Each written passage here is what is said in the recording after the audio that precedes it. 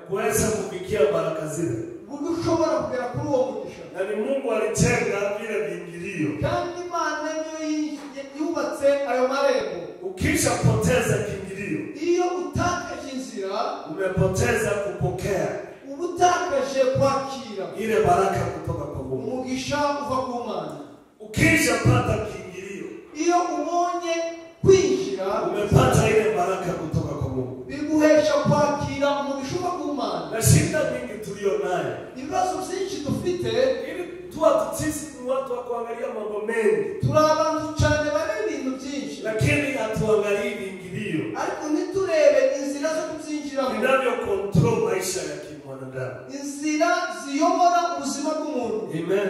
Amen. Kwa maana maisha ya mwanadamu nuko ubuzima bw'umuntu haiendi tu, ntabwo bukomeza gusa, ni kuendeshwa kujanwa n'Imana.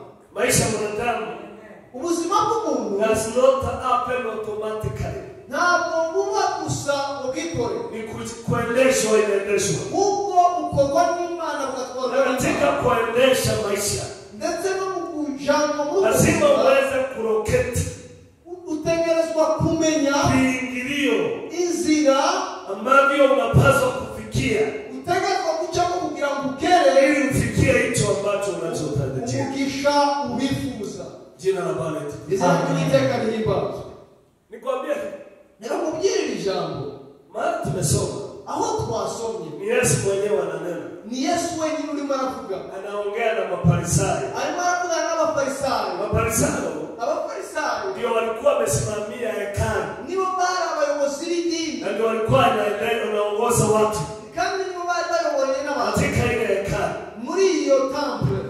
Ndio walikuwa custodian ya sheria, nibo bagengaga n'amategeko ya Mungu y'Imana, na ndio walikuwa wanapeleka sadaka za Mungu za watu kwa Mungu wao. ni nabo batwaraga isadaka z'abantu ku Mana. Lakini kuna kitu hawakuwa wamefikia, ariko hari ikintu hata ingawa wanasema mambo yote nubwo bakoraga ibyo byose na wanajiita watu wa Mungu, kandi bakita abantu b'Imana, kuna kitu hawakufikia. hari ikintu batagezeho. Hawakufikia urithi, ntibageze ku burage wa ufalme, uburage bw'umugambi wa Mungu bw'Imana ya yule wakili walitiwa. kw'icyo bahamagariwe. Wanafanya vitu vile vingine, bakora ibindi bintu, lakini hawakufikia urithi.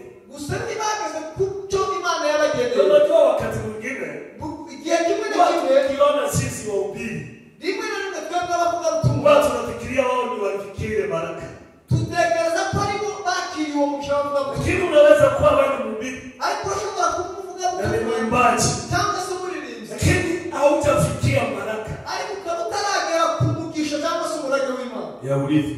y'umurage. Kwa maana kuna vitu vingi kuko hariho ibintu byinshi haujavifikia katika maisha yako. utarageraho mu buzima bwawe.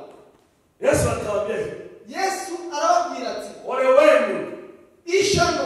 Ole ni kumaanisha ishano bisobanura ngo anawahurumia, abagiriye imbabazi impuhwe. anawaambia ole wenu Mafarisayo, arababwira ati, ishano mu Bafarisayo na wasomi wa sheria, kandi namwe bize amategeko, kwa maana mmetoa fungu la kumi, kuko mutanga ibyacumi mpaka ile asombe, byose uko byagenda, ile ya majani ya sombe, ndetse n'icy'isombe.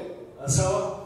Sawa, naambia mmefanya hivi, murabikora neza cyane, lakini ariko mmeacha mwasize sehemu kubwa ya sheria, urugero rukomeye rw'amategeko. ndio mliacha, ingirakamaro mkaanza y'amategeko, kufanya vitu mutangira gukora ibintu vilivyo vya chini ya sheria. zo munsi y'amategeko. Jana nilisema ejo waravuze ngo sheria ina segment mbili. amategeko agira ibice bibiri. Kuna segment moja ya sheria, hariho igice kimwe cy'amategeko inaitwa menja. cyitwa igiti cy'umuvure. Menja ni kumaanisha more important. Major, ikintu gikomeye cyane cy'agaciro. Sasa hiyo ni sehemu moja ya sheria. icyo ni igice kimwe Sehemu ya pili ya sheria igice cya kabiri cy'amategeko inaitwa minor. cyitwa cyo hasi Manisha is less important. bisobanura ngo ntabwo ari iby'agaciro cyane, Lakini sehemu zile mbili za sheria ariko izo bice zombi z'amategeko zinahitaji kufanywa ni ngombwa ngo bikorwe na kila mtu na buri wese pasipo kuiondokea hata moja. atibagije n'imwe. Amen. Amen. Lakini ariko ili fungu lako la 10 igice cy'icumi cyawe na sadaka zako n'amasadaka yawe siwe na value bigira agaciro mbele za Mungu, mbere y'Imana, lazima sehemu ya sheria inaitwa meja nuko iby'agaciro z'amategeko uwe unaweza kuifanya kwanza. ubyanze abijyo ukora mbere. Okay? Amen. Kama haufanyi sehemu ile ya kwanza iyo udakora iby'agaciro mbere ya sheria, z'amategeko, ama ukija utoe sadaka zako, nubwo woza ugatanga ibyacu n'amasadaka yawe, asitakuwa na value nta gaciro bizagira mbele za Mungu. imbere y'amaso y'Imana. Itakuwa ni kama kitu kisiyokubalika. Bizamera nk'ikintu Kwa kitemewe, maana ile sehemu ya kwanza kuko ijambere cy'agaciro hiyo inaandi value, nicyo gifite kandi nacyo giheza hiyo sadaka unayomtolea Mungu. agaciro utangira Imana. Tunaelewana? Turabyumva. Sasa twende polepole Ngo tugende buhoro mpaka upate kila kitu. kugira ngo ubyumve byose. Jina la Bwana litukuzwe. Izina ry'Uwiteka rihimbaze. Sasa sehemu ya pili Rero igice cya kabiri, ile ambayo inaitwa maina icyo kigo cyo munsi haibebi milango na urithi.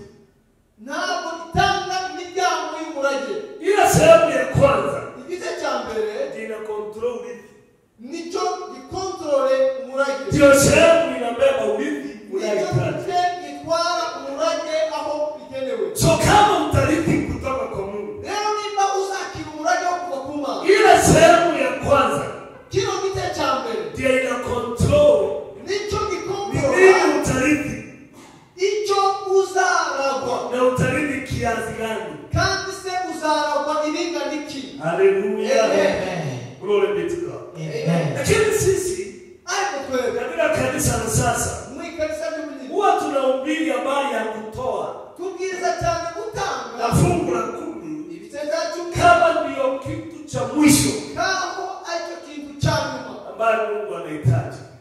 Imana ishaka. Lakini kutoa Ariko gutanga na fungu la 10 ibice bya cumi liko katika sehemu ya sheria iliyo less important. biri mu bintu by'agaciro gake mu mategeko y'Imana. Amen. Amen. Glory be to God. Icyubahiro kiri cy'Imana.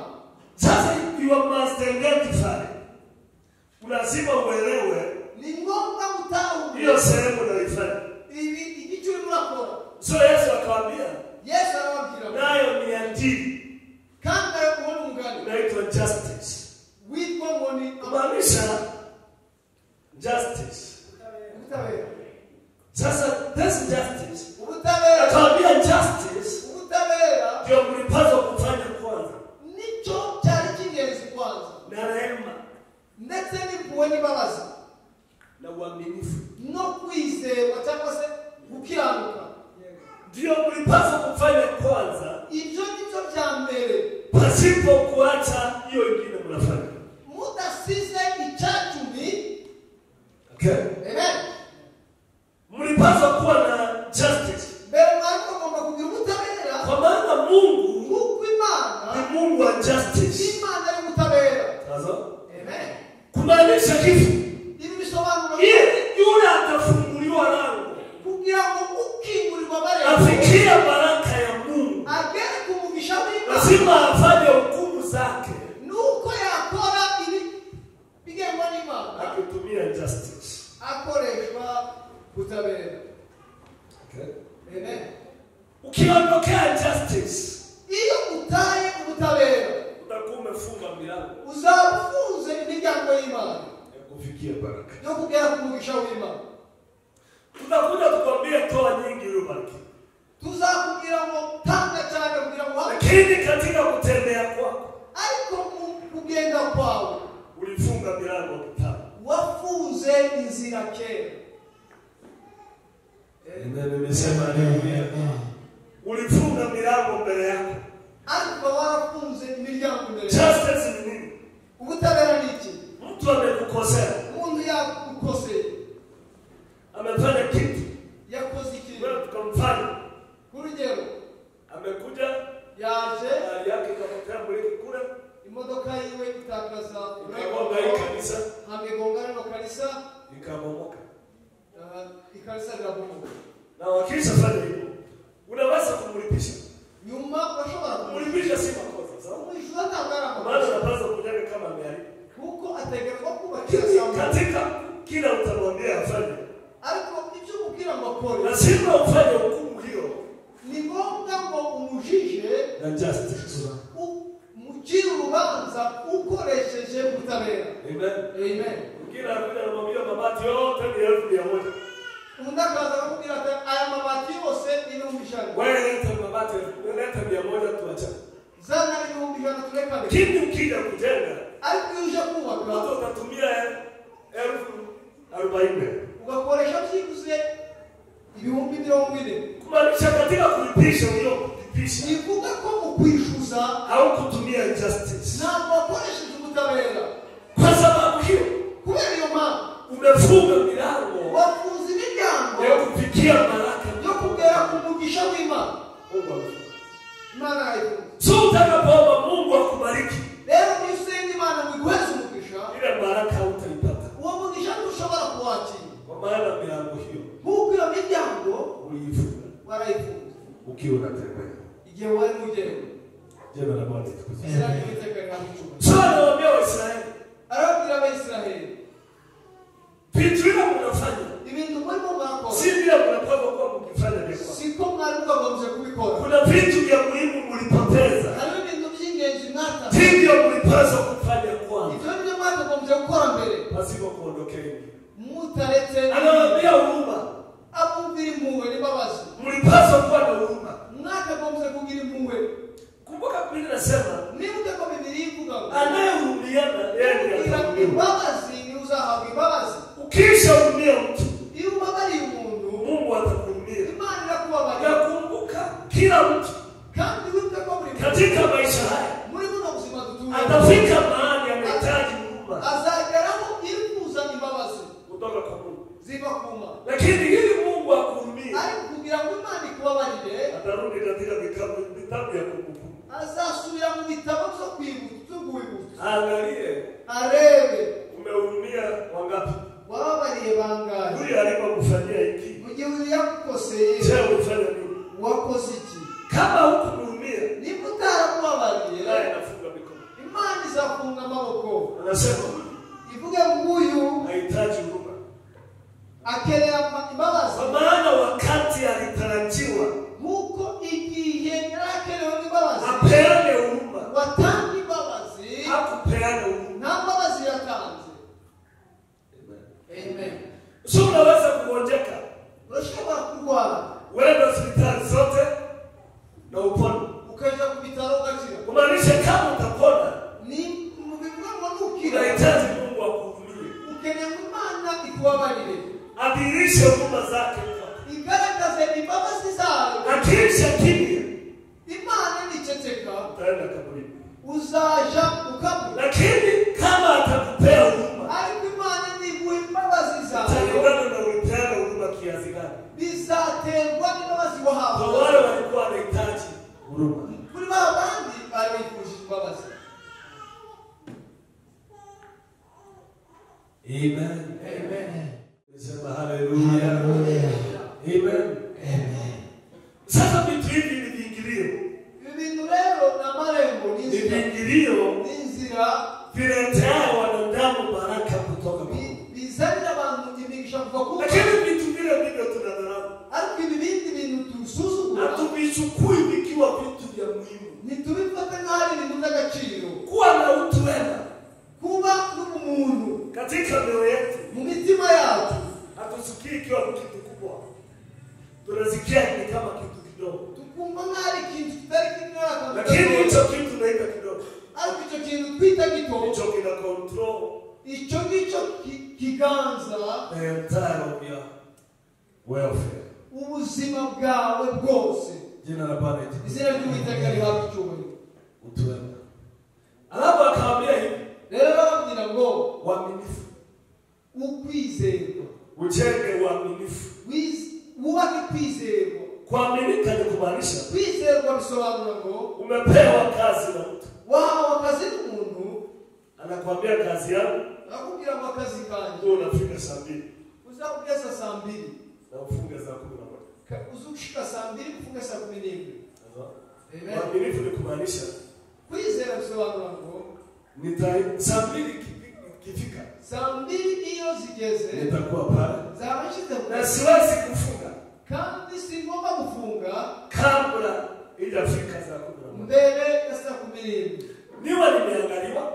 Mbenarebwe na ama siwe sitaangaliwa na mtu. Cyangwa nta muntu uba wese wambonye. Ni uaminifu katika moyo wangu. Bite kwizera mu mutima wanjye. Na kuna kitu Yesu anuliza. Hari ikintu Yesu yabajije. Kama uaminiki. Yaravuze ngo nibutizeye na kitu cha mtu mwingine. N'ikintu cy'undi muntu. Nani atakuamini na chako? Ninde uzakwizera mu cyawe? Kumaanisha hivi. Bisobanura ili Mungu akubariki na chako. Kugira ngo Imana iguhezagire n'umutima. Lazima uwe umefikia uaminifu. Nukugera ku rwego rw'ikizere. Kwa hicho ya mwingine ulipewa. Cy'undi muntu wahawe. Ukisha kosa uaminifu. Iyo ubuze icyo cyizere katika ya huyo mwingine. Mu bintu by'abandi bantu. Umefunga milango. Ubufunzi imiryango. Ya Mungu kukupea yako. Y'Imana kugira ngo iguheshe icyawe. Utakuja kanisani tukuombee. Uzaza mikono na tukuwekelea mikono. Tukushire amaboko. Lakini hicho tunaombea hutapata. Ariko icyo tuzasengera na kwa maana mlango wa kupewa yako. Uko umuryango wo kwakira kwawe huwa inakuwa controlled. Uri munsi ubasha na kuwa mwaminifu na ya mwingine. Bwo kuba barayumizerwa na uelewa hakuna mtu anzia na yake. Kandi mumenye kuko nta muntu utangira kubyina. Watu waanzia na vitu vya wengine. Abantu bose batangirira ku bintu by'abandi. Sawa? Ni wachache unakuta ameanzia na yake. Ni bakeya uzasa. Utaanzia na mwingine. Uzatangira kuza abandi. Amekupea kazi kidogo. Yaguhaye akazi gatoya. Kama ni kuuza duka. Tuvuge ngo gukora izashara mu mwingine anatoka pale. Uvuye aho unatoka na peremende ukikula. Ukahava sweet bombo. Unatoka na sweet ukikula. Ukahava sweet uri murayi. Au jana cha pesa hapa. Kandi n'abaranga zawe wasizeho. Unasema mtu anakula mahali anafanya kazi. Kwa maana kuvuga ngo umuntu arya hakora kazi. Lakini Mungu akikuangalia, ariko Imana ikureze, umekosa uaminifu. Wabuze ikize. Amen. Amen. Mwingine akitoka anachukua shilingi 50. Undi yavayo agatora shilingi 50. Anatoka naye. Kayatwara. Unasema kila mtu anatumia kila mahali anafanyia kazi. Ukavuga ngo umuntu atwara akora kazi. Mungu akikuangalia, Imana ikureze, umekosa uaminifu. Wabuze ikize. Kwa sababu ya kule kukosa uaminifu. Leo mukubura ikize. Utamuomba Mungu uzasaba Imana akudhibitishe kwa kazi yako. Ngo igukuze mu kazi kawe cyangwa kwishize mu kazi kawe. Na Mungu atakilia. Imana iceceke. Kwa maana ulipopewa ya mwingine. Kuko mugihe wao akazi kundi muntu. Ulifunga naye mlango ya wako. Wafunze imiryango y'akazi kawe. Ulitumia kufunga milango ya kwako. Watakoresheje kufunga imiryango yawe. Jina la Bwana litukuzwe. Izina ry'Uwiteka lihimbazwe. So Yesu anaambia mambo haya ndio mlipaswa kufanya. Yesu aravuga ngo ibiri zo kandi bagomba na ukifuata sheria. Leo iyo ukurikije amategeko inazunguka kwa mambo haya. Yose izunguka kuri aya magambo. Hiyo ndio anatarajia katika maisha yako. Icyo nicyo Yesu yifuza mu buzima bwawe. Kujibalisha. Ngo ucambare. Lakini wengi wetu. Ariko benshi muri twe. Tumejaa arrogant. Twuzuye ubwibone na kiburi. Ubwibone n'agasuzuguro. Na fitina. N'ishari. Katika mioyo yetu. Mu mitima yacu. Hata Mungu akitarajia. Leo ni Imana yifuza. Anaweza kutubariki. Kuduheza umugisha. Anakuta ile milango imefungwa. Agasanga iyo miryango yarafunzwe. Jina la Bwana litukuzwe. Izina ry'Uwiteka lihimbazwe. Jana kabla sijaenda mahali nimesoma leo. Jana nilimpa story nyingi. Ego nabahaye makuru menshi. Ya msemo kijana mmoja. y'umusore umwe ana Amerika. muri Amerika. Kijana huyu Uwo musore ana kazi. nta kazi. So anatembea huko njia town. Nigenda aho muri town. Siku moja akafikiria aingie katika supermarket. Muzi unatekereza kwinjira muri supermarket. Alipoingia katika supermarket, Tekereje kwinjira muri supermarket. akakuta mama. Asanga mama Ananunua vitu. Mama yarimo kugura ibintu. Kijana alipomwangalia, Musore amureba. Mama kana yote. Aramubwira ati mama ndashobora kugufasha. Nikusaidie. Shobora kugufasha. Mama akamwambia sasa. Mama aramubwira ati ni amahoro. Akachukua Afata iyo mizigo ile akapeleka mahali na hesabiwa. Iyo mizigo arayifata ayitwara aho yari kagomba kuvana. Mama alipolipa pesa, je mama yamaze kuvana. Kijana akabeba. Umusore anafata mizigo. Anabeba ayitwara akampelekea kwa gari. Ayitwara mu modoka. Chini alipo. Ntabwo yabikoze kugira ngo yishe. Ndio shida yako. Ikibazo cyawe. Ifanye hivyo. Iyo ukoze ibyo, unamwambia leta 50. Uramubwira ati mpamvu 50. Sasa wewe umelipwa. Wewe leo wamaze kwishura. Hauna deni kwa Mungu. Na deni imani bikigufitisha. Sio kijana yule alipofikisha. Uwo musore wegejeje kwa gari. Shira mu modoka. Aliambia baba baadaye. Yabwiye umumama ngo baba. Nenda salama Mungu akubariki. Wewe ugende neza imani ngweze. Kijana anarudi swabaki. Musore asubira muri supermarket. Atarajii kupewa chochote. Na bindi yaguhabwa imikino. Anapeana huduma ya utu wema. Ahubwo atanga gukora biva mu ndani yake kuna utu wema. Mu mutima wiwe harimo na anapeana na service. Kandi atanga icyo gikorwa ya utu wema ndani yake. Umuntu muri we. Akiwa anaenda. Yari ule baba akamwita. Wapa mama. Akamwambia kijana. Akamwambia musore. Unataka nikusaidie? Unataka nikusaidie? Wewe kijana yangu. Ukene mjare wadopte umwana. Kijana akamwambia mama isoki. Unajua anaona kama mzaa. Usimesaliwa kwa utasaliwa mara mbili. Musore aramubwira ati namahoro. Akamwambia sawa. Aramubwira ati namahoro. Hamna shida. Nta kibazo bitwaye. Mama akatoa business card. Umumama akakwemo business card. Akapewa yule kijana. Aheza wa musore. Kijana yule alipoangalia. Wa musore alikuwa kuchuruzi. Ni one of American billionaire. Ni umwe wa billionaire muri Amerika. Na ana mtoto. Kandi hamwe na yarafite. Amen. Akachukua kijana. Afata wa musore. Akamweka kwa gari yake. Amukira mu modoka yiwe. For the first time. Ubya bwa mbere. Kijana. Umusore. Akaenda. Aragenda. Akapeleka kununua nguo. Aje kugurirwa imyenda. Siku ya kwanza kijana. Umunsi wa mbere. Akavaa suit. Yambara costume. Ya milioni 1 Kenya shilingi. Ya milioni ya mashilingi. Na akavaa kiatu. Yambara ikirato. Ya milioni 1. Ya milioni ya mashilingi. Sasa nisema ndio sote ukiona tumevaa. Si sote tumevaa, kuna mwingine ni uchi amefunika. Kuna mwingine amevaa. Na yani wewe kuna kwamba yarobe kuhisha ubusa abandi bana. Kuna amevaa na kuna amefunika uchi. Aliwa bambara, aliwa na maisha. Sasa kama wewe yako ulinunua hapo. Hapa ni komba.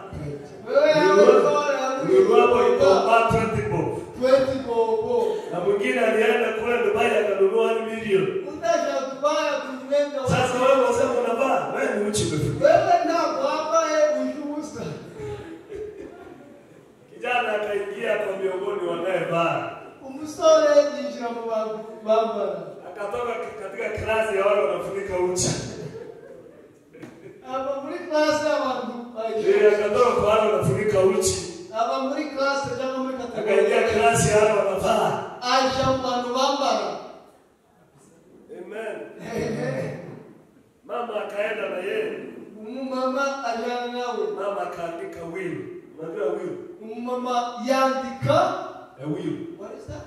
Will ni ile ya kwamba mtu anaandika nikikufa hii mali yangu kwenda hivi. Amwandikira umurage. Alipoandika na will. Amaze kumwandikira umurage. Akasema hivi.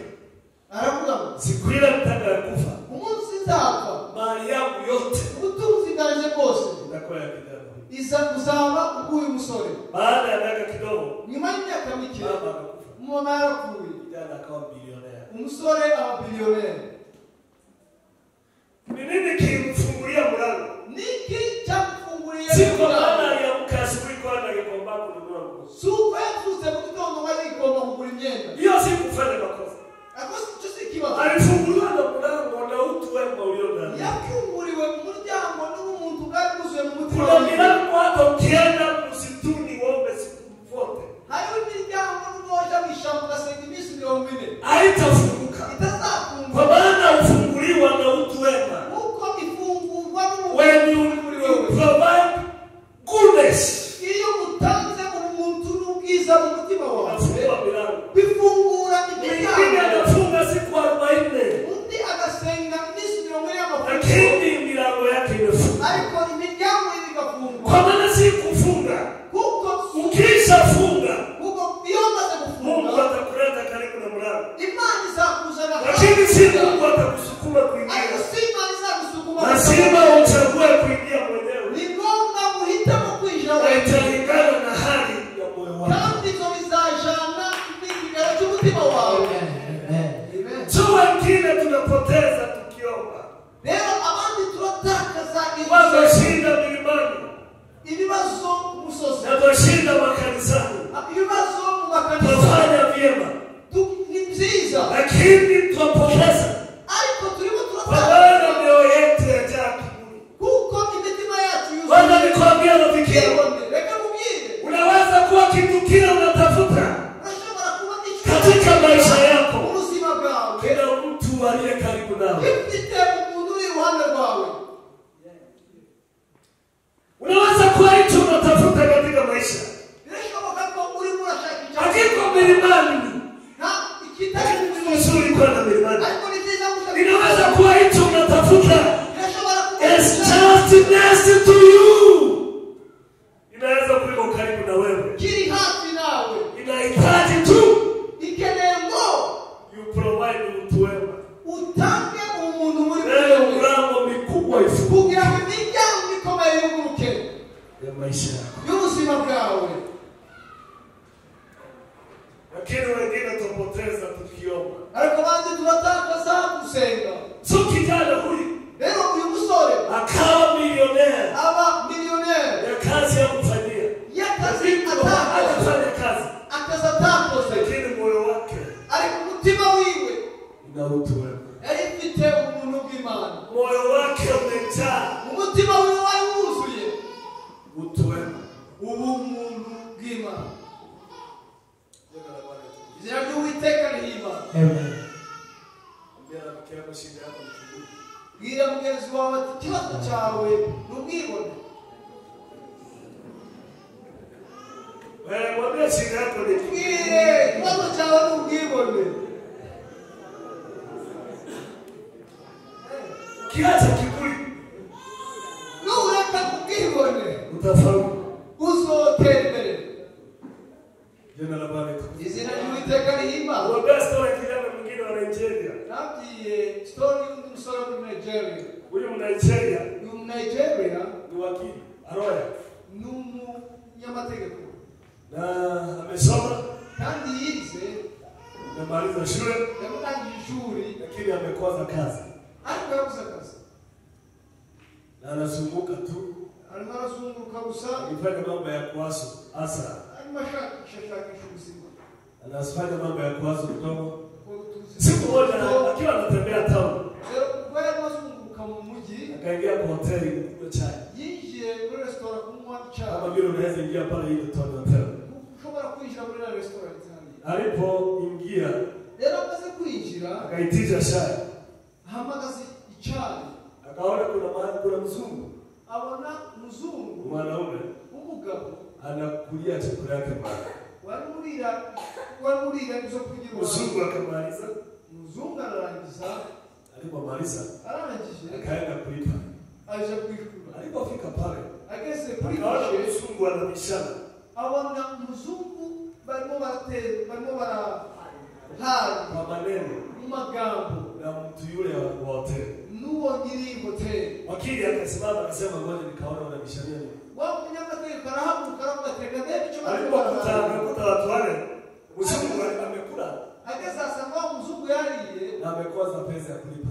Yabuze amafaranga yo kwishura. So anaambiwa rero yabwiwe ngo alipe. yishure. Sasa kama ni wengine wetu hapa.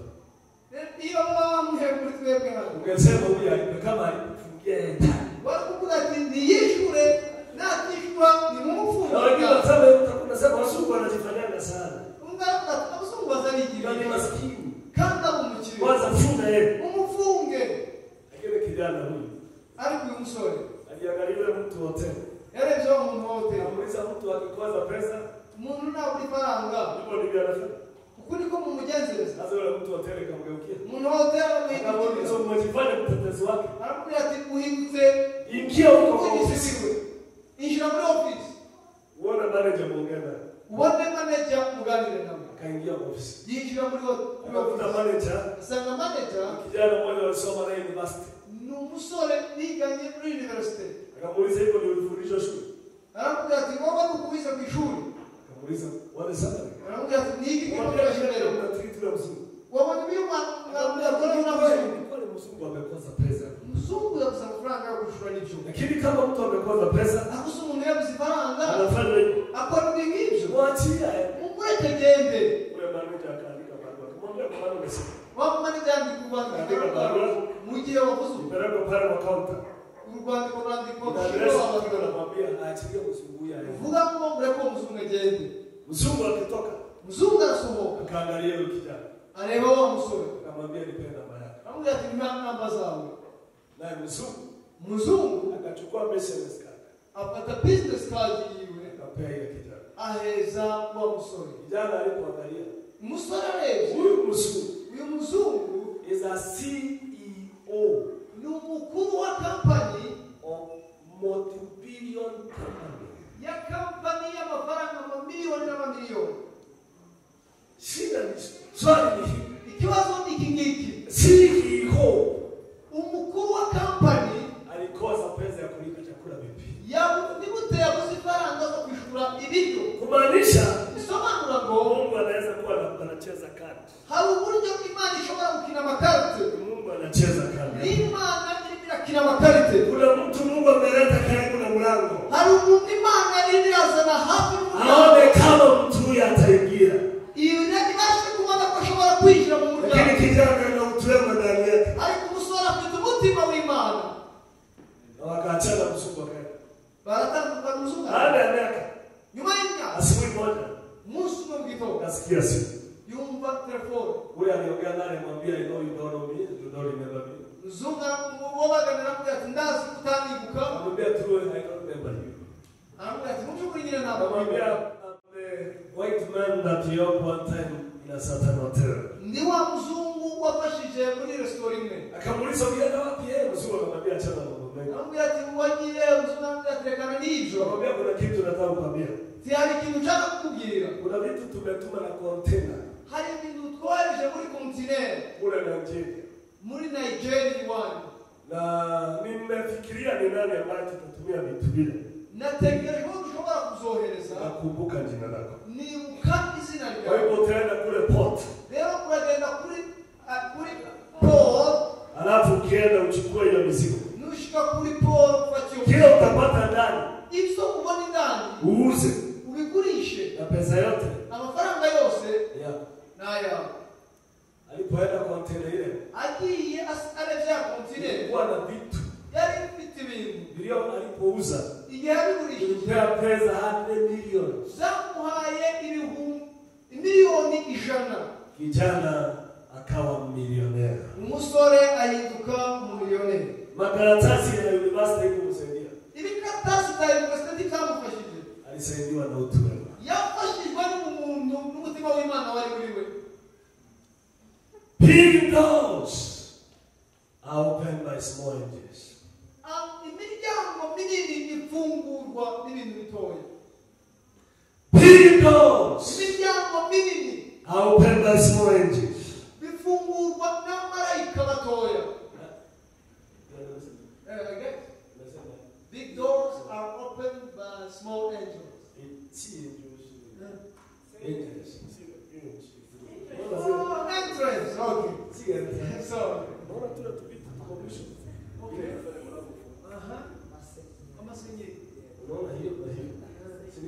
Yeah.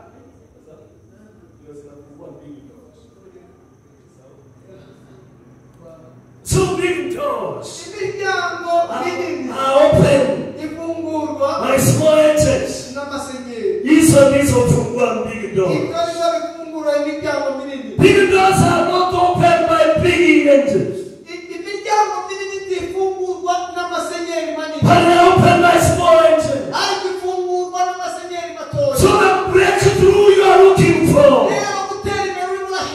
is just next to you. iruhande rwawe You just need a small energy. icyo ukeneye n'amasenyeri gusa gatoya. Na kijana mmoja hapa Nairobi, Mwana Nairobi, jana huyu alisikia kuna interview ya kazi. yumvise hariho interview ya kazi. Amesoma. Kandi yari yarize.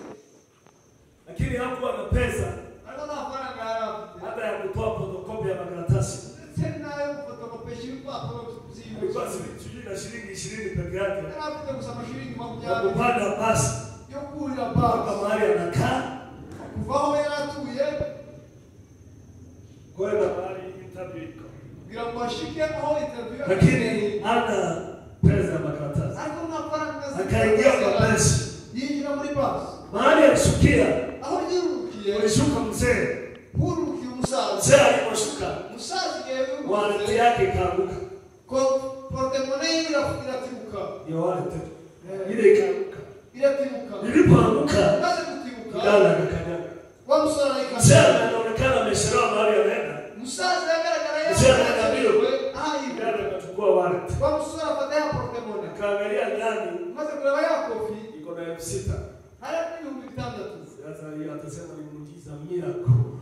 Ibaze yarakita. Mungu amefanya muujiza. Nitangaza. Sasa at least nimepata pesa ya kutoa photocopy. Ahubwo bonye amafaranga yo gukora. Kile kijana huyu Ariko uyu musore alikimbishana na mzee. yirukanye na wa musore.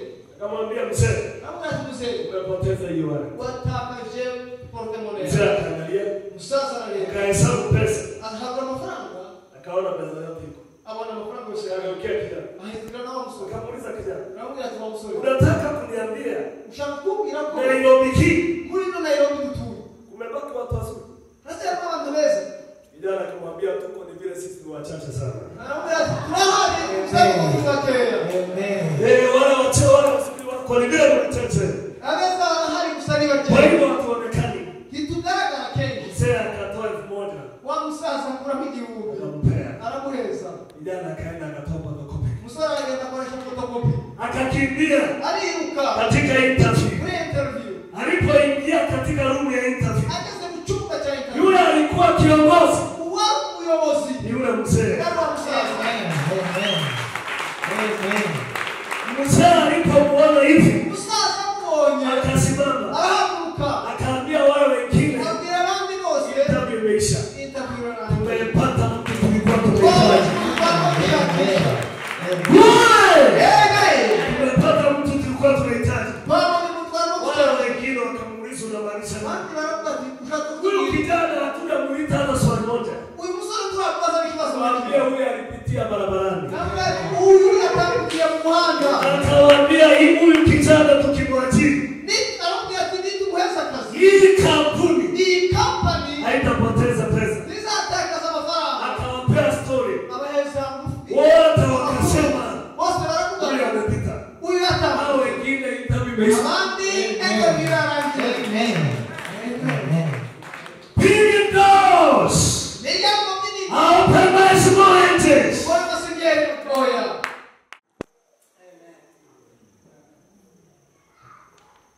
Amen. Shida yako ni kiburi nyingi.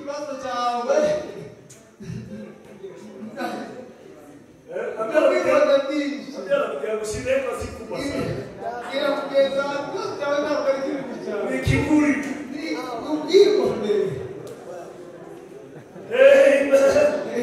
Hiyo ndio shida kubwa ulionayo.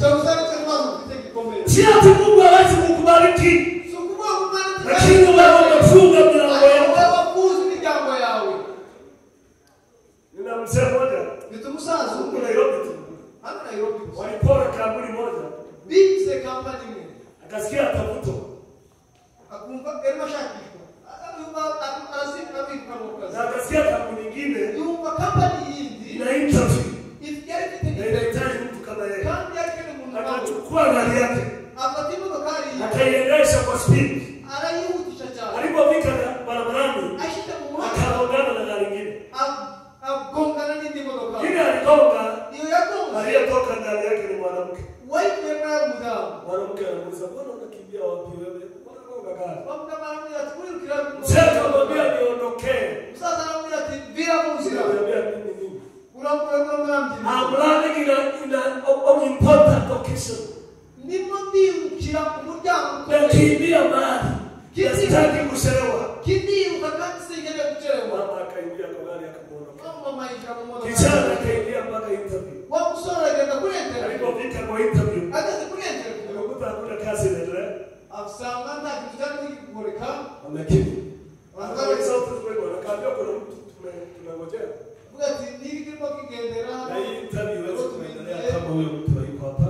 Kandi interview ntabwo twikorwa mu mutara. Hatujui ameshika wapi. Kandi ntituzi impamvu yakita. Akikakaa.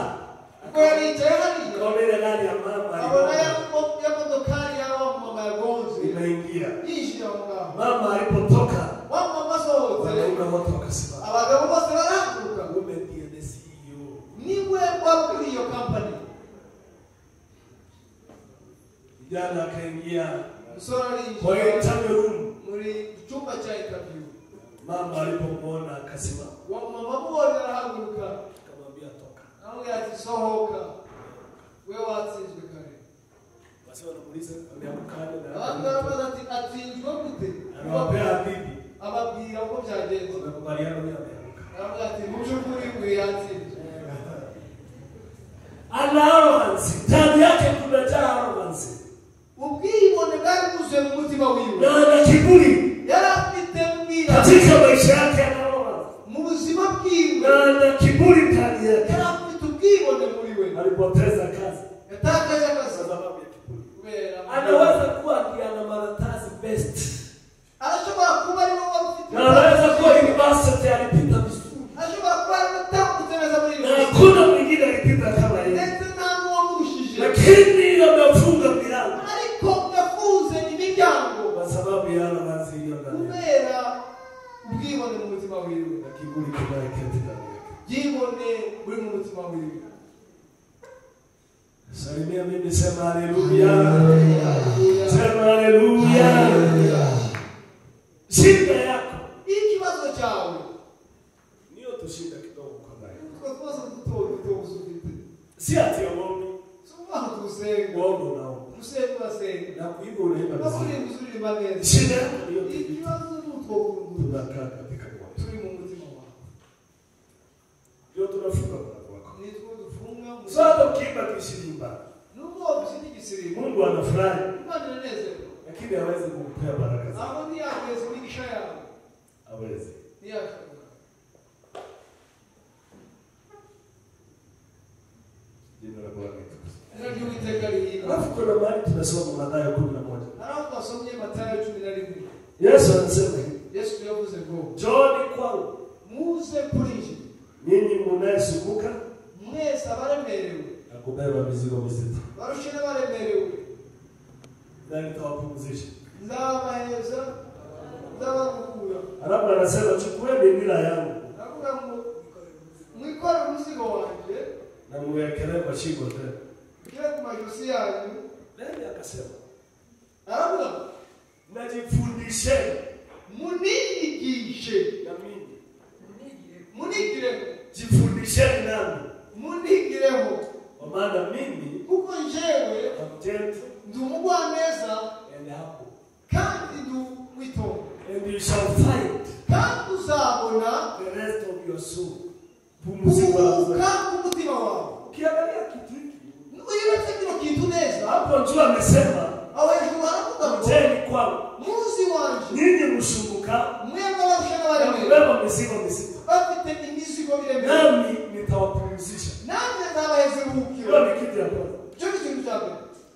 Hapa akaambia Musa arabwira ngo mnapofika iyo mugeze aho ili mpate ile pumziko kugira ngo mubone iryo ruhukiro ambaye nilimuitia, n'abahamagariwe kuna kitu lazima ufanye. hari ikintu utegerezwa gukora. Kujifundisha nami. Unigireho. Ukianza kujifundisha nami Unigireho utakuta vitu viwili. uzabona ibintu bibiri. Ya kwamba mimi Kuko icya mbere kuko njyewe am gentle ndi umugwaneza and I'm humble. kandi ndi umwitozo. Ndoroheje.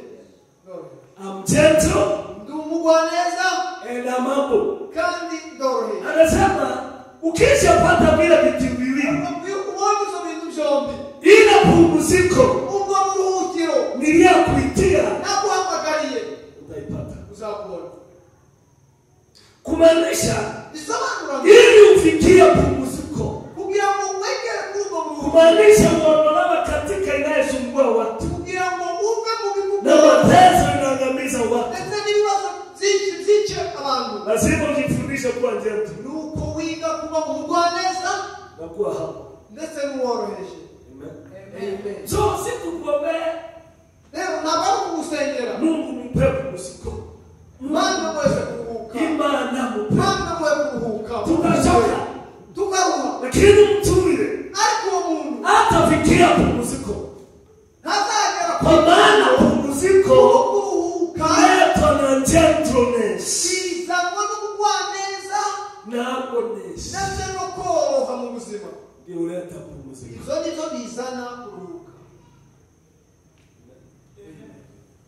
So kama unataka uondolewe mizigo hiyo uko nayo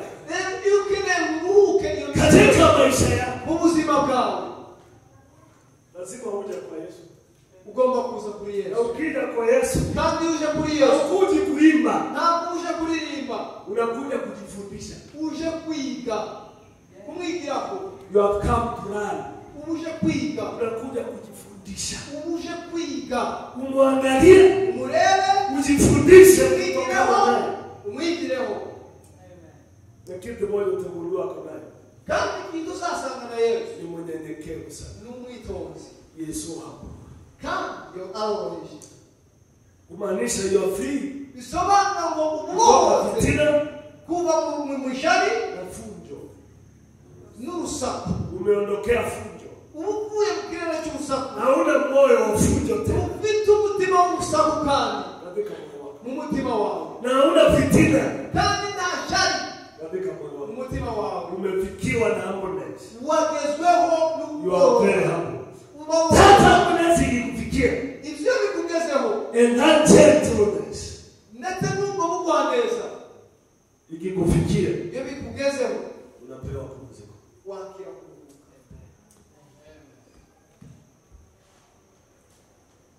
run from me. Munigireko. Yesu kuta kitu ya ajabu. Kitu mtasanga Yesu kitangaza. Nikuuliza rafiki. Wewe unazifikia. Ukiwa ni wewe uko na power. Alio ufite baraka. Power. Baraka. Power. Baraka n'ubushobozi. Na watu waje wakuchezee. Abantu bakazana kugira kwa Yesu salamu. Akakufinya tao. Anamuuliza tabiri nani amekupiga. Na wewe ndio uko na power. Na power ile uko nayo. Mbona ufite? Ukisema umapogira ngo huyo mtu anapotea kama upepo. Akakupa muyaga. Unaweza kimya? Waache chakala kuzuri. Unaweza kimya ukiwa na power. Waache chakala. But Jesus is so humble. Yesu always. Yesu humble. Always chande. Ya kwamba mtu anakuja na mpira.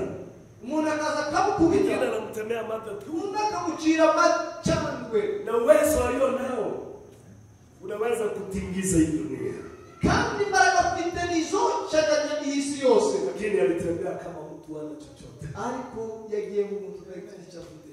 Glory be to God. Amen. Icyuma yakibicyuwite. Alitembea kama ana uwezo. Yagiye kama baraka fitenizo. Alitembea kama kondoo. Yagiye nk'intama. Unapelekwa kichijioni. Itwawe kwibaje. Power. Afite baraka zose. Kwa juu yake. Kandi baraka zose zari. Na ili ujua ako na power. Kandi kugira mumenye ko afite baraka. Walipokuja wakamwambia alipouliza mnatafuta nani? Chingeweza kumshakira au yeye mshaka. Akamwambia kama kumwambia tunatafuta huyo Yesu. Baba, tulikuwa tunashaka Yesu. Akaambia huyo mnaongea naye ni yeye. Akati nije mimi mnashaka. Wote wakaanguka. Bose baraguhana. Afite baraka. Lakini bila kutumia power yake. Alipotia kwa si baraka ziwe. Fanya kile akifanya. Gukora ibyo gusayishakiye Na unyenyekevu. yarafite ubwitonzi. Ndiye soja. Kandi n'urwaneza. Anatembea kama mtu hana chochote. Agenda kudafite icyo afite. Lakini wewe ukipewa power kidogo. Ariko iyo baraka mukeye. Power, upewa power. Imbaraga kazi yako. Unarudi huko Kongo. Kwa muri Kongo. Kufanya mambo. Ukori. Yes. Amen. Unapanda milengwa. Ukagenda milengwa. Sema hao wanasumbua ni mlengo watu wakufe. Bana mai wose bafe mizina ya Yesu. Ukipewa power. Wewe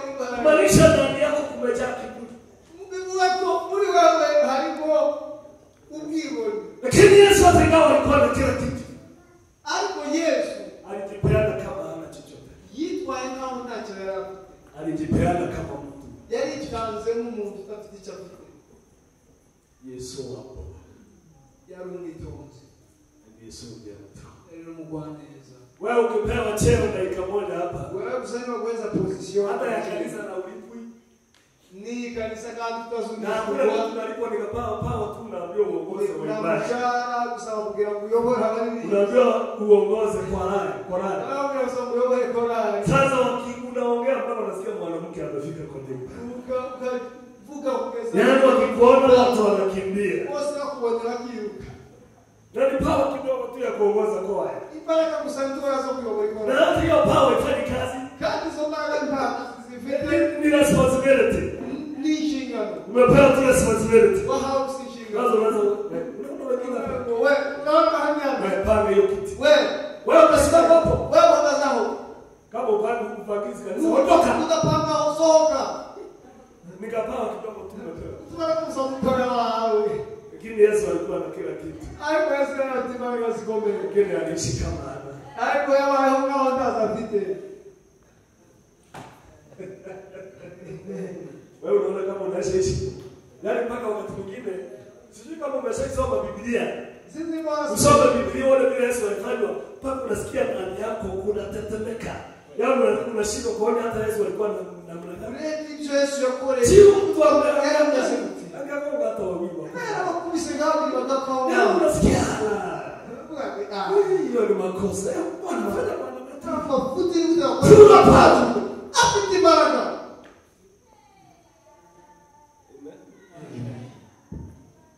Lakini waso hapo alikuwa yarachishije bugufi. Ni wasoja.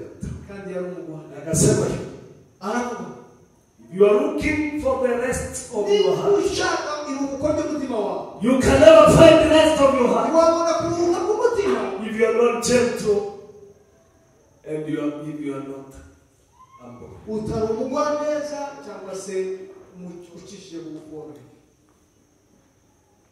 You cannot. Nibikunda. Nasikia kama unataka kitu. Kumva ngawa hicho Kama umechanganyikiwa. Hiyo wachana iwe pata. Kumva wachana hiyo chana hicho wako. Unashabikia bana. Hawapata. Na imeingia. Vizuri. Nataka ingie mpaka ndani. Ngere kwa hiyo mpaka ndani. Nataka ukitoka hapa uwe mtu tofauti. Ngere kwa mbangu umuntu windutse. Kiumbe cha Mungu. Ikirema cy'Imana gisha. Amen. Amen. Let me tell you. Eka babyi. Kuna kitu Yesu alisema. Hari kitu Yesu yavuze. Ulikuja mtu mmoja kwake. Haje umuntu Si mtu mmoja. Yeye alipeana nini? Akasema kuna mtu mmoja. aravuga ngo hari umuntu Alikuwa manager. yari manager. Ameachiliwa. Yari afite akazi, yari ahawe akazi. Kampuni ile ilimwajiri. Kampani yari yamuhaye akazi. Mtu yule Uwo muntu alikuwa ameharibu mali. yari yangirije. So akaanza kufanya auditing.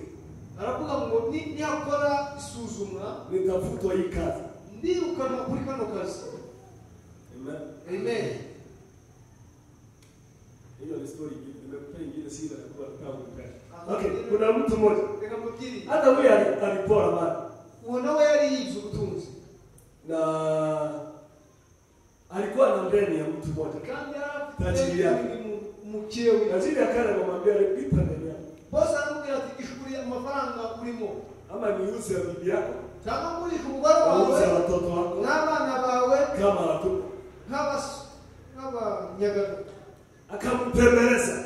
Yinginga Akamwambia bosa. tafadhali nipe muda kidogo. Aramubwira please epesi giye gitoya. Yule akasikia huruma. Watu bose bamumvira impuhwe. Alipomolea huruma. Amumviye imbabazi. Akamwambia enda salama. Aramubwira ati genda amahoro. Nimekusamehe. Ndakubabariye. Usinilipe hata kidogo. Ntukazanishwe n'igiceri. Enda salama. Genda amahoro.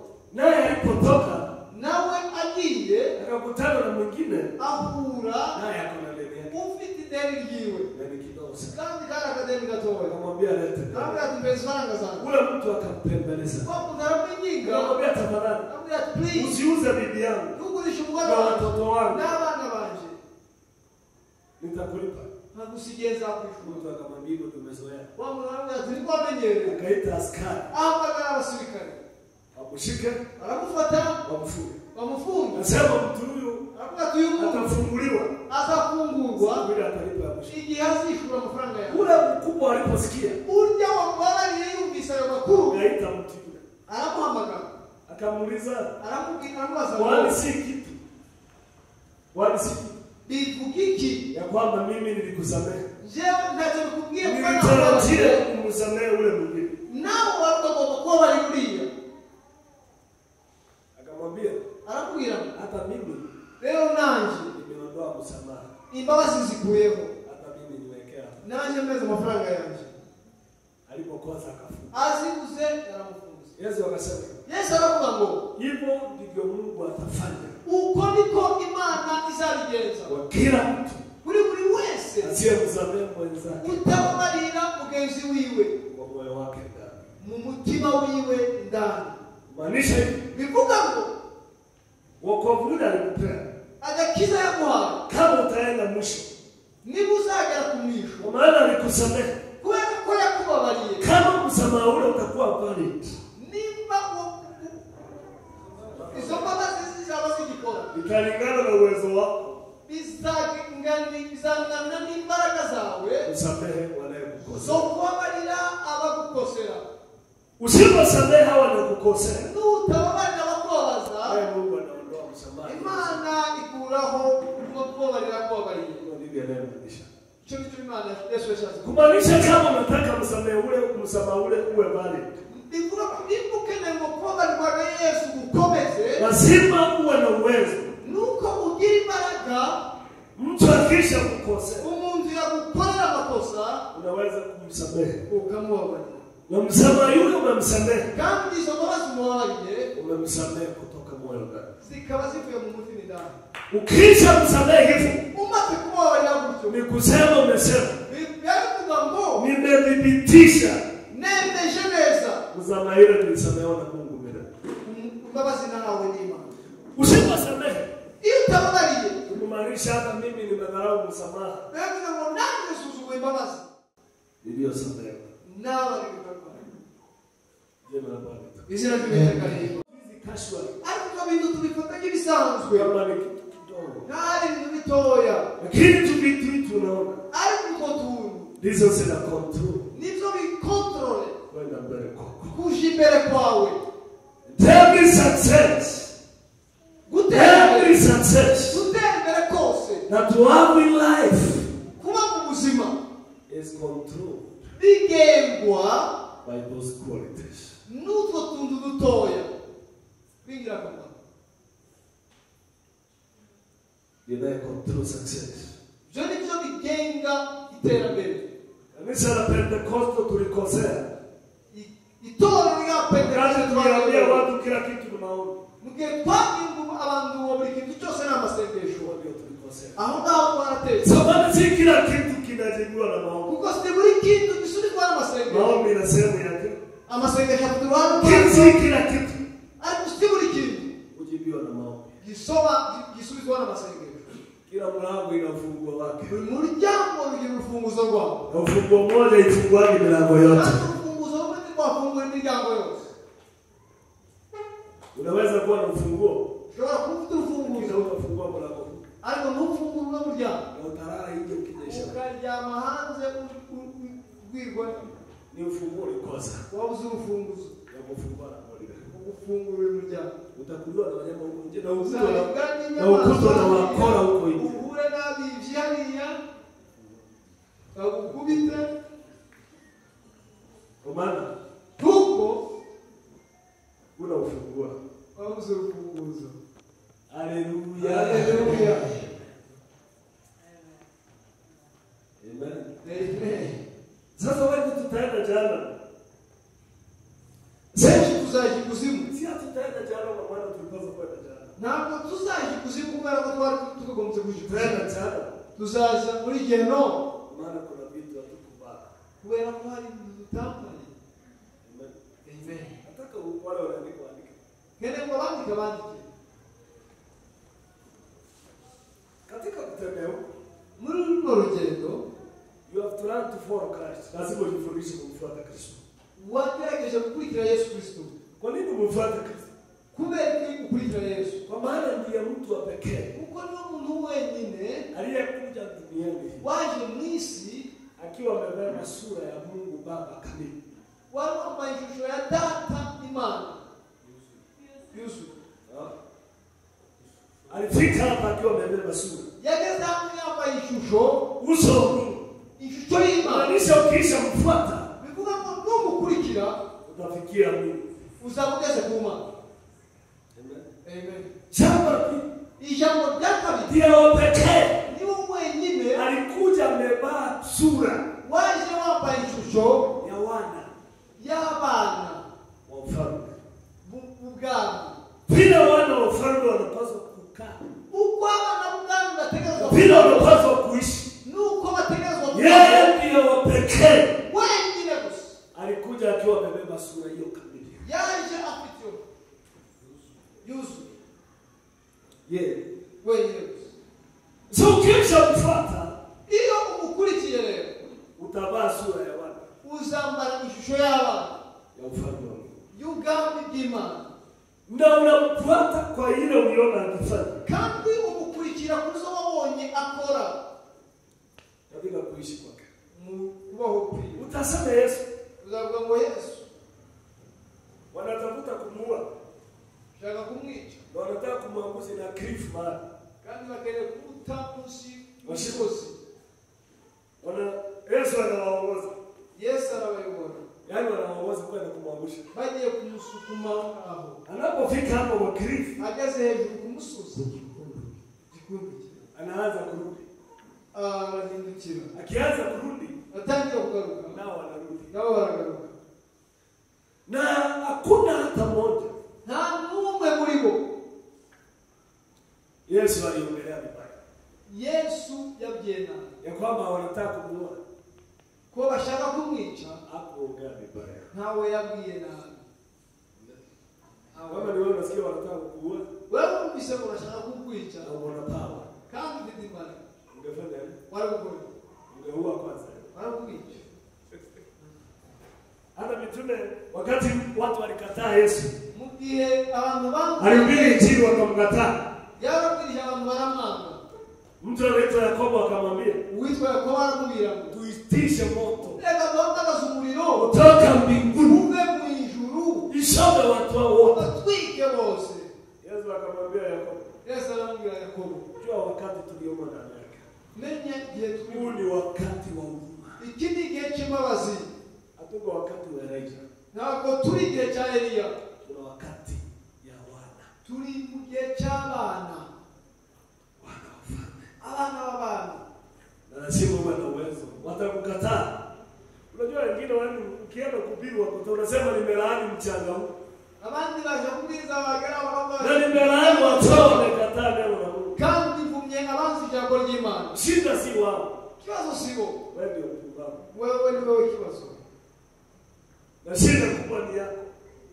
Ikibazo leo maana umefanya kitu ustahili kufanya. Huko wako sikitu tangu kuzibuko. Maana moyo wako. Kubera kutima wako. Au leo nyenyekevu.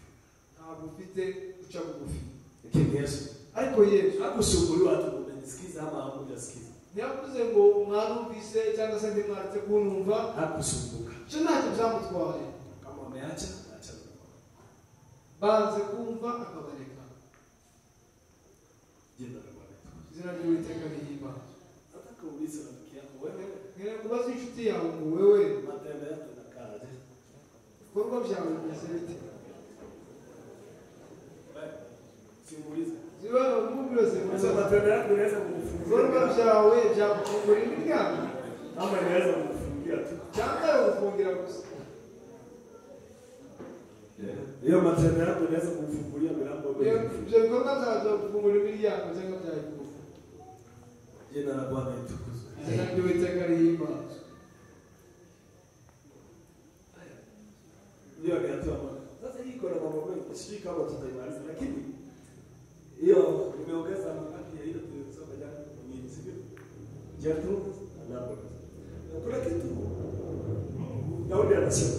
Lakini Daudi yavuze. Tusome. Sio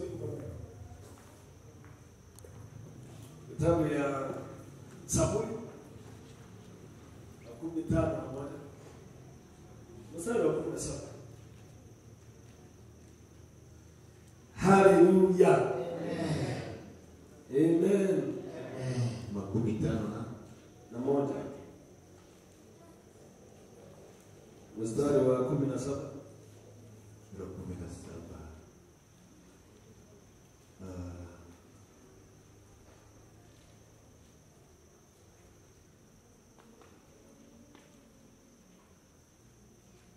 Okay. Wewe wachukia kuwa na nidhamu na maneno yangu upendi kuyafuata.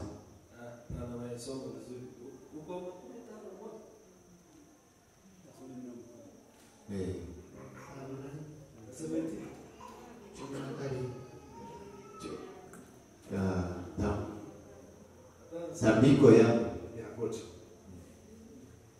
Tabiko yangu kwako, Mungu, ni moyo mnyofu.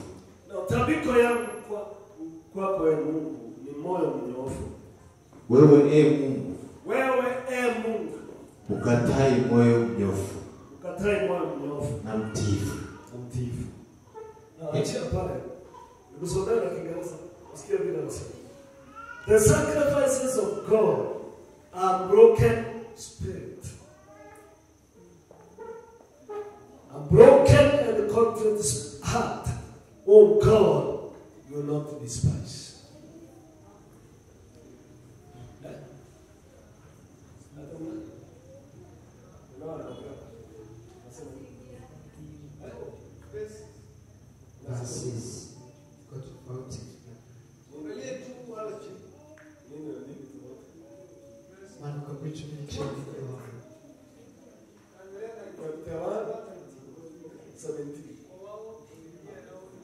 Kwa Biblia yao ni 19.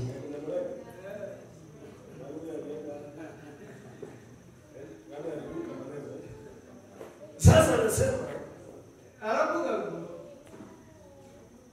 sacrifice ni nini? Vitambo. Sadaka sawa? Vitambo.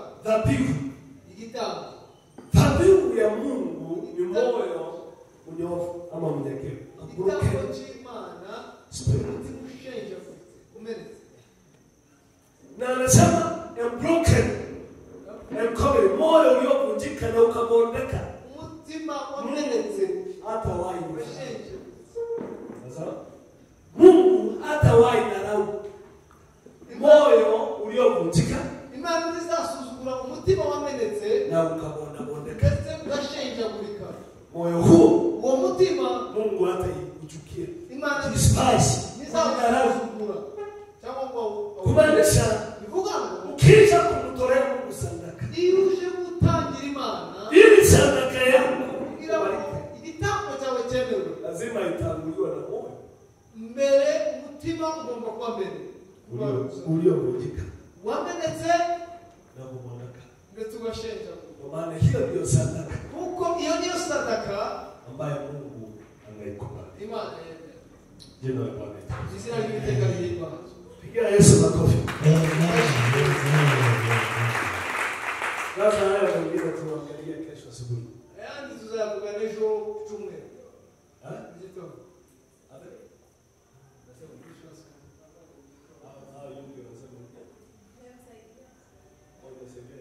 Yuko anasema. Umepata. Unajua ukiwa hapa mzuri kesho wewe utaenda. Kesho utakutia hapa. Jina la Bwana tukusifu. Amen. So, kesho tutajaribu kuangalia vitu vile. Ejo tuzane. Tubiongeze. Tuzongeze. Ili ujue kugira ngo umenye vile maisha yako inapaswa kuenenda. Uko ubuzima bwawe bugomba. Ninatarajia. Ndizera yuko. Ukishamaliza kesho. Niturangize ejo. Mungu atatubariki. Imana izaduhezwe. Ninatarajia kandi nizera yuko Mungu atatubadilishia hali. Imana izahindura imibereho ya kuishi. Imibereho ya. Bila tunavyoishi. Jina la Yesu. Natarajia Mungu atatubadilishia maisha. Nizera kwa Imana alizahindura. Katika jina la Yesu Kristo. Mwizina la Yesu Kristo. Maana anapendeza tutendee kunavyofaa. Kuyifuza ngo tugende mu bikwiriye. Jina la Bwana. Israeli itekaniye. Andiko ya Yakobo alisema. Rwanda saravuga ngo Musi wewe tuwe wepesi wa kuongea. nimwihutire kuvuga Lakini mwe wepesi wa kusikiza.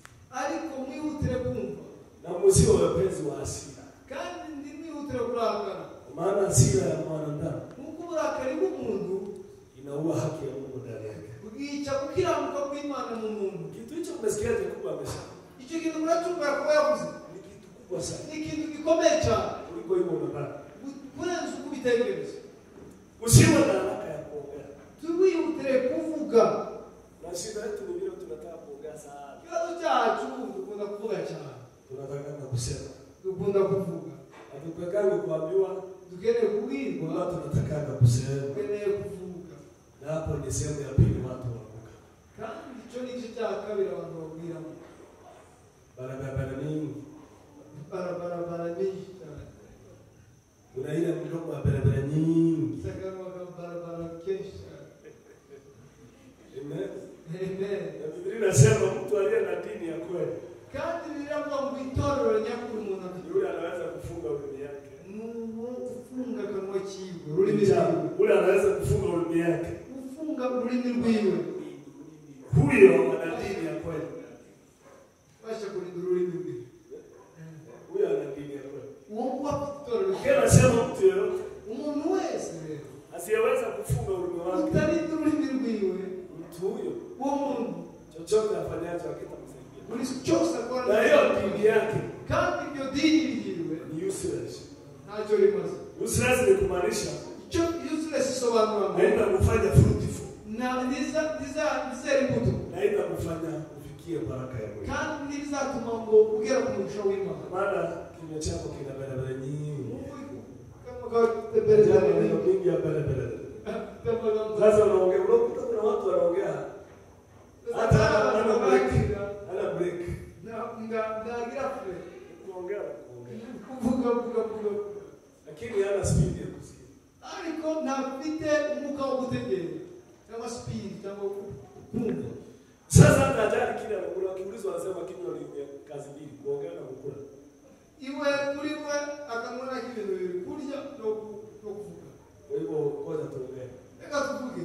Lakini Biblia inasema usiwe na. Ariko Biblia iravuga ngo ndiwi Manisha ujifundishe kuongea neno linalofaa peke yake. bivuga ngo yigishe kuvuga ijambo gusa Ukiwa umelipima kwa ukamilifu. kandi mu gihe warishize ku Unajua munzani neno hilo ukavuga ngo hilo mtu ijambo anasikia. uyu muntu naryumva Itajenga nafsi yake. rizuba ku mutima wiwe Na si nafsi yake peke yake. kandi si umutima wiwe gusa Itajenga yangu pia. rizuba kandi se n'uwawe. Ile kuongea. Uburyo uvuga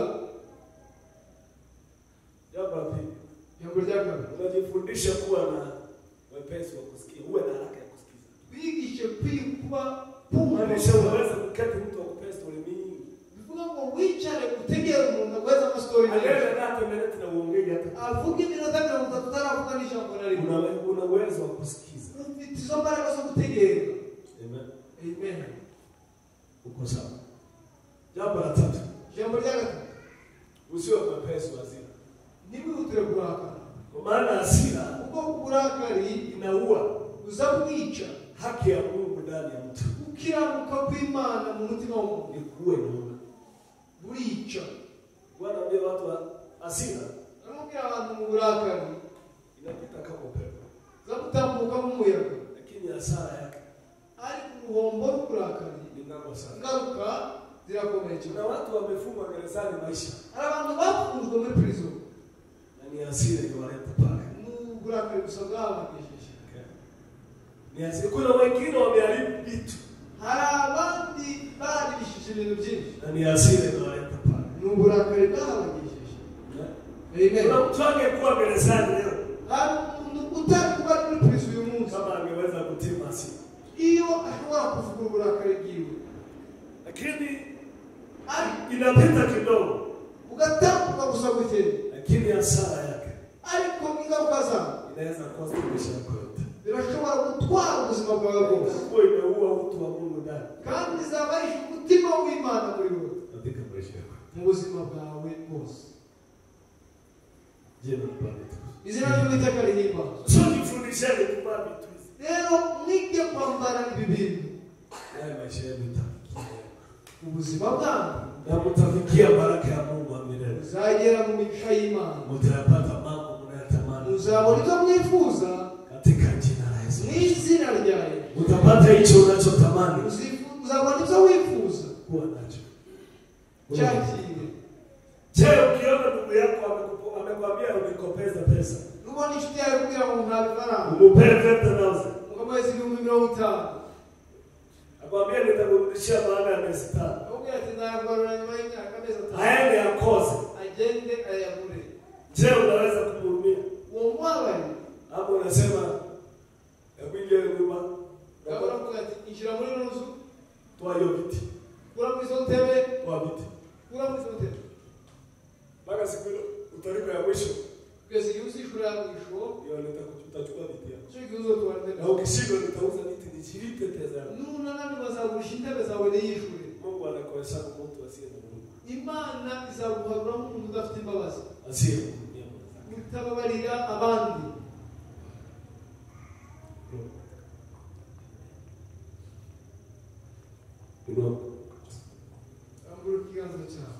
Bwana, katika jina la Yesu, tuweka maisha yetu mikononi mwako. Na leo yetu tutakabidhi mikononi mwako.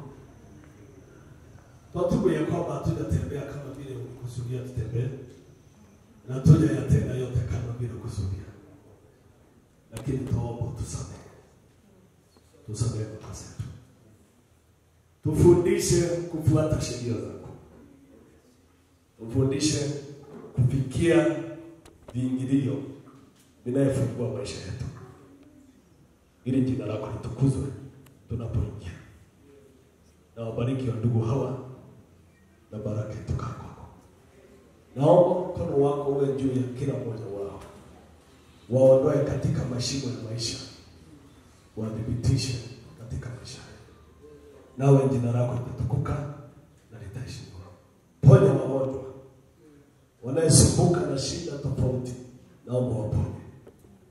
Asante Bwana kwa maana umefanya hivyo, nawe jina lako litatukuzwa. Kwa jina la Yesu tunaomba na kuamini. Amen. Piga Yesu makofi vizuri.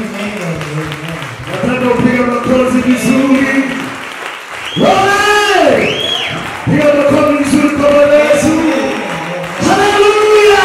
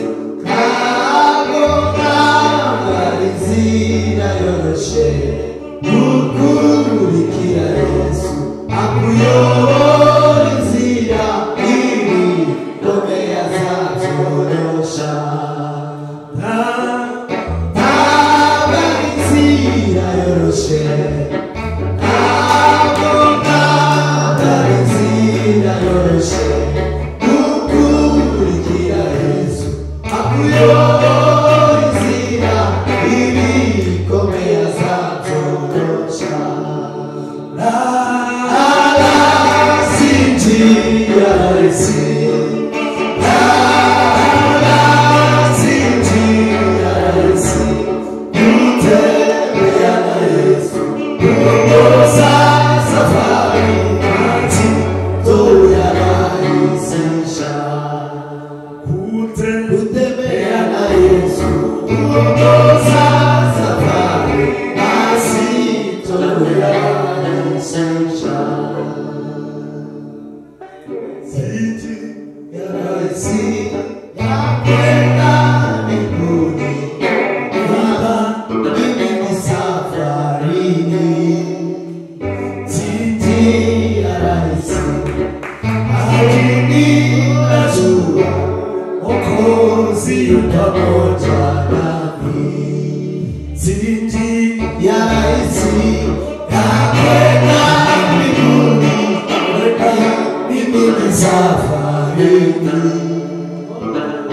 si njia rahisi, lakini najua Mwokozi yu pamoja